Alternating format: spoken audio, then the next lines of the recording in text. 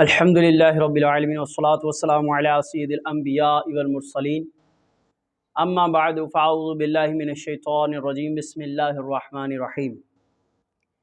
میرے میٹھے اور پیارے اسلام بھائیوں، آج ہم سنیں گے کہ میرے آقا کریم صلی اللہ تعالیٰ علیہ وآلہ وسلم نے ایک شخص کو دوبارہ نماز پڑھنے کے لیے کیوں ارشاد فرمایا۔ مزید ہم سنیں گے کہ سے روایت کیا کہ آقا کریم صلی اللہ علیہ وسلم نے شیخ عبدالقیس سے فرمایا، تم میں دو خصلتیں ایسی ہیں جو اللہ کریم کو محبوب ہیں۔ وہ خصلتوں کے بارے میں بھی سنیں گے کہ آقا کریم صلی اللہ تعالیٰ علیہ وسلم نے شیخ عبدالقیس سے دو خصلتوں کے بارے میں ارشاد فرمایا تھا، وہ خصلتیں کیا تھیں۔ مزید ہم سنیں گے کہ تعدیل ارکان، کہ نماز کے اندر تعدیل ارکان کتنے ہیں، کون کون سے ہیں، اور ان کو کس طرح ادا کرنا چاہیے، اس کے متعلق بھی ہم سنیں گے انشاءاللہ العزیز۔ آئیے ہم سب سے پہلے آقا کریم صلی اللہ علیہ وسلم کی حدیث پاک سنتے ہیں۔ حضرت ابو ہریرہ رضی اللہ تعالی عنہ سے روایت ہے، ایک شخص مسجد میں آیا، حضور رحمت عالم صلی اللہ تعالی علیہ وآلہ وسلم مسجد کے ایک کونے میں جلوہ گر تھے۔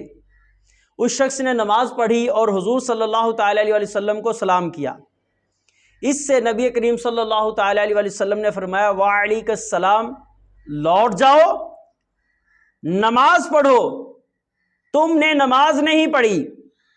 وہ لوٹ گیا، نماز پڑھی، پھر آیا، سلام کیا۔ آپ صلی اللہ تعالی علیہ وآلہ وسلم نے فرمایا، وعلیک السلام، لوٹ جاؤ، نماز پڑھو، تم نے نماز نہیں پڑھی۔ اس نے تیسری بار یا اس کے بعد بھی عرض کی، یا رسول اللہ صلی اللہ تعالی علیہ وسلم، مجھے سکھا دیجئے۔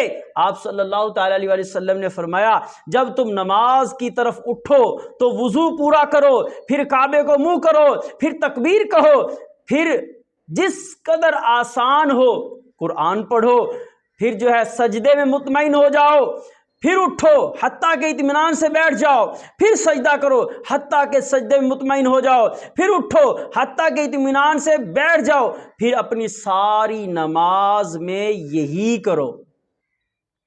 ایسا کرم ہو نیکیوں میں دل لگا کرے، پڑھتا ہوں گر نماز بھی تو بے دلی کے ساتھ۔ اللہ اکبر۔ تو میٹھے اور پیارے اسلامی بھائیوں، سنا آپ نے کہ میرے آقا کریم صلی اللہ تعالی علیہ وآلہ وسلم نے کیا ارشاد فرمایا کہ تم نے نماز نہیں پڑھی۔ تو اس میں اب غور کر لیں، ہم بھی نماز پڑھتے ہیں، ہماری بھی جلدی کا عالم کیا، نماز میں بھی جلدی لگی ہوتی ہے۔ اللہ اکبر۔ اب اس سے ہمیں ایک اور چیز سیکھنے کو ملی کہ دیکھیں، ایک بار آقا صلی اللہ علیہ وسلم کی بارگاہ میں حاضر ہوتے ہیں تو سلام عرض کرتے ہیں، دوبارہ تیسری بار اسی طرح سلام ہی عرض کرتے ہیں کلام سے پہلے۔ اب ہم غور کرتے ہیں، ہم سلام کرتے ہیں یا کہ کوئی کلام سے ہماری بات شروع ہوتی ہے، مزاج شریف، صبح بخیر، شام بخیر، گڈ مارننگ وغیرہ وغیرہ وغیرہ، آداب عرض ہے، کیا حال ہے، یا کوئی بھی بات فوراً سے دماغ میں آ رہی وہ ہم پہلے کرتے ہیں۔ حالانکہ سب سے پہلے کیا کرنا چاہیے؟ سلام۔ اور اس کا جواب کیا ہے؟ وعلیکم السلام، کم از کم اتنا ہو، ورنہ وعلیکم السلام ورحمۃ اللہ وبرکاتہ یہ جواب دیا جائے۔ مزید سنتیں اور آداب سیکھنے کے لیے امیر اہل سنت کا رسالہ 101 مدنی پھول اور مکتبۃ المدینہ کی کتاب سنتیں اور آداب کا مطالعہ کریں۔ دوسرا ہمیں ایک نقطہ اور سیکھنے کو ملا کہ جب کوئی ہمارے عیبوں سے ہمیں آگاہ کرے تو ہمیں کیا کرنا چاہیے؟ ہماری کوئی کمزوری بتائے، ہماری اصلاح کرے تو ہمیں غصے میں آنے اور اپنی ضد پر اڑ جانے کی بجائے، ہماری کوئی کمزوری ہمیں بتا دے تو اپنی اصلاح کی ہمیں کوشش کرنی چاہیے۔ افسوس حالات بہت نازک ہیں، اب ہمیں کوئی سمجھانے لگتا ہے نا تو ہمیں اس پر غصہ آتا ہے، ہم اس کی بات سنتے نہیں۔ تو کسی نے کیا خوب شعر لکھا ہے، ناصحہ مت کر نصیحت دل میرا گھبرائے ہے، اس کو دشمن جانتا ہوں جو مجھے سمجھائے ہے۔ یعنی اے نصیحت کرنے والے، مجھے نصیحت مت کر، تیری نصیحت سے میرا دل گھبراتا ہے، اور جو بھی مجھے نصیحت کرتا ہے مجھے تو وہ اپنا دشمن ہی لگتا ہے۔ لہٰذا اگر کوئی مسلمان ہمارے عیب بتائے، ہمیں نصیحت کرے اور اچھی نیت سے ہماری اصلاح کرے تو ہمیں اس کو اپنا دشمن نہیں بلکہ اپنا محسن سمجھتے ہوئے اس کا شکریہ ادا کرنا چاہیے۔ تیسری بات ہمیں سیکھنے کو ملی وہ یہ کہ اصلاح کرنے میں اچھے اخلاق اور نرمی کا نہایت اہم کردار ہے۔ کہ اصلاح کرنے کا جی چاہتا ہے نا کسی کا، تو پھر وہ کیا کرے، اپنے اندر نرمی لے کے آئے، اچھا اخلاق ہو، اچھا انداز ہو۔ چوتھا نقطہ سیکھنے کو ملا کہ جلد بازی جو ہے یہ ایسی بری آفت ہے کہ اگر یہ عبادت میں شامل ہو جائے تو بسا اوقات اس کو نامکمل بلکہ ضائع ہی کروا دیتی ہے۔ افسوس فی زمانہ مسلمانوں کی بہت کم تعداد نماز پڑھتی ہے، اور جو پڑھتے ہیں ان میں سے بھی بعض نادان جلد بازی کی وجہ سے اپنی نمازیں برباد کر بیٹھتے ہیں۔ اللہ، تو چور بھی دو طرح کے ہوتے ہیں، کئی طرح کے ہوتے ہیں، بلکہ ان میں سے ایک چور نماز کا بھی چور ہوتا ہے۔ ہاں، نماز میں بھی چوری ہوتی ہے۔ کس طرح ہوتی ہے، آئیے سنتے ہیں۔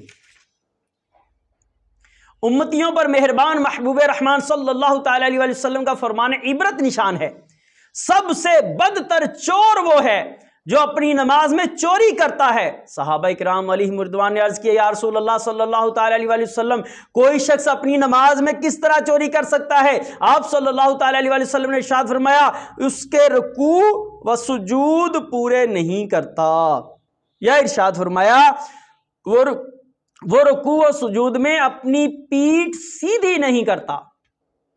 حکیم الامت حضرت مفتی احمد یار خان نعیمی رحمۃ اللہ تعالی علیہ نے اس حدیث پاک کے تحت جو فرمایا اس کا خلاصہ یہ ہے کہ نماز کا چور بدترین چور ہے، اس لیے کیونکہ مال کا چور اگر سزا پاتا ہے تو کچھ نفع بھی اٹھا لیتا ہے، مگر نماز کا چور سزا پوری پائے گا، نفع کچھ نہیں اٹھائے گا۔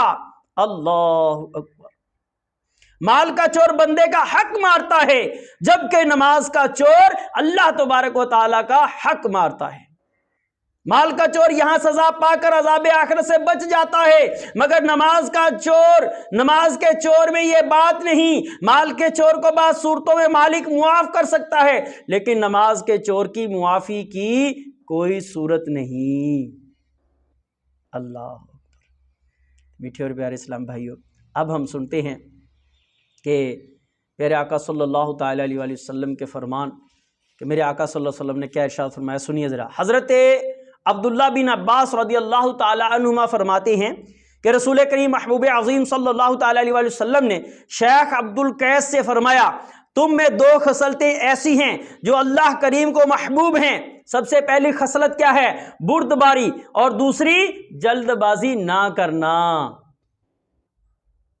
دوسری روایت سنیے، یہ ترمذی شریف کی روایت تھی جو میں نے ابھی بیان کی۔ مزید روایت سنیے، حضرت سہل بن سعد سعدی رضی اللہ تعالیٰ عنہ سے روایت ہے، رسول کریم صاحب خلق عظیم صلی اللہ تعالیٰ علیہ وسلم نے ارشاد فرمایا، اطمینان اللہ کریم کی طرف سے ہے اور جلد بازی شیطان کی طرف سے ہے۔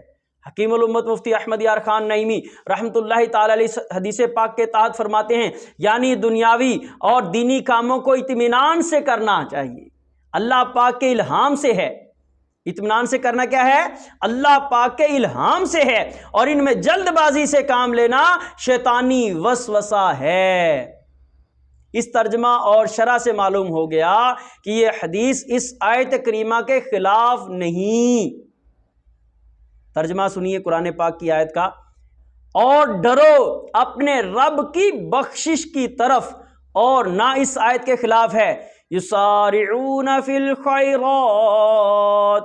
ترجمہ قرآن کنز الایمان، نیک کاموں پر دوڑتے ہیں کہ وہاں سرعت یعنی دینی کام میں دیر نہ لگانے، جلد ادا کر لینے کی تعریف ہے، اور یہاں خود کام میں جلد بازی کرنا کہ کام بگڑ جائے اس سے ممانعت ہے۔ بعض لوگ 2 منٹ میں 4 رکعتیں پڑھ لیتے ہیں، یہ ہے عجلت، جلد بازی۔ نفس عبادت میں جلدی بری ہے، یعنی نماز قضا ہونے سے پہلے پڑھنا، یہ ہے اچھی عادت، لیکن اس کا مطلب یہ نہیں کہ بندہ نماز پڑھنے میں جلدی کر دے، کہ 4 رکعت پڑھنی ہے، کم از کم 4 منٹ تو لگتے ہی ہیں نا یار۔ اب 2 منٹ میں 4 رکعتیں پڑھ لیتا ہے بندہ، تو غور کر لے سجدے کیسے کر رہا ہے، رکوع کیسے کر رہا ہے اور جلسہ کیسے کر رہا ہے، کوما کیسے کر رہا ہے۔ دیکھیں میں نے اب یہ 3-4 چیزیں بتائی ہیں، تو تعدیل ارکان کتنے ہیں آج ہم یہ بھی سیکھیں گے، جو میں نے پہلے ایڈوانس میں کہا تھا کہ ہم سیکھیں گے۔ تعدیل ارکان 4 ہیں۔ نمبر 1 کوما، یعنی رکوع کے بعد جب ہم کھڑے ہوتے ہیں نا، رکوع کے بعد سمع اللہ لمن حمدہ کہہ کر، یہ رکوع کے بعد ہم سیدھے کھڑے ہوتے ہیں، اس کو بولتے ہیں کوما۔ اچھا، ایک تعدیل ارکان میں سے ایک رکن ہو گیا۔ اس کے بعد ہوتا ہے جلسہ، 2 سجدوں کے درمیان بیٹھنا، یہ کیا ہے؟ جلسہ ہے، کوما جلسہ۔ اچھا، رکوع اور سجود، ٹھیک ہے، رکوع میں اتنا رکنا کہ بندہ کم از کم ایک بار سبحان اللہ کہہ لے، اتنا رکوع کرنا، یعنی کہ اتنا سیدھا رہنا۔ اب 3 بار تسبیحات پڑھنا یہ الگ سے ایک موضوع ہے۔ تو اب سجود میں بھی، سجدوں میں بھی میرے آقا نے حدیث پاک میں نے بیان کی نا، آقا کریم نے فرمایا کہ سجدے میں بھی اتنا ہو، سجدہ کرے کہ مطمئن ہو جائے، کہ سجدہ ایسا کرے، یہ نہ یوں کر کے تو یوں فوراً، ایسا انداز نہیں ہونا چاہیے۔ تو نیت کر لیں کہ نماز پڑھنی ہے، تو نماز پڑھنے میں دیر نہیں کرنی، لیکن اس کا مطلب یہ بھی نہیں لینا کہ جلدی جلدی تو چل میں آیا، یوں والا نظام بھی نہ ہو۔ اللہ تعالی ہمیں عمل کرنے کی توفیق عطا فرمائے۔ آئیے دعا کرتے ہیں۔ کہتے رہتے ہیں دعا کے واسطے بندے تیرے، کر دے پوری آرزو مولا، کر دے پوری آرزو ہر بے کس و مجبور کی۔ لا الہ الا اللہ محمد الرسول اللہ صلی اللہ تعالی علیہ وآلہ وسلم۔